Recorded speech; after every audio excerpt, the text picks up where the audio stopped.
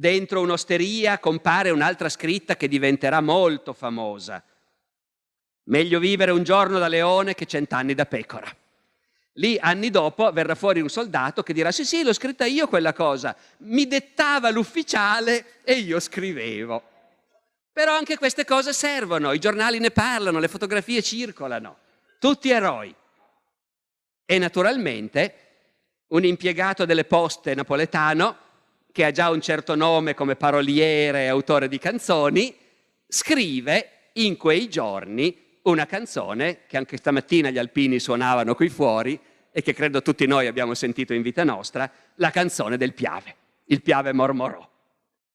L'impiegato delle poste si chiamava Giovanni Gaeta, ma firma questa canzone con uno pseudonimo, come faceva spesso con le sue canzoni, e a Mario.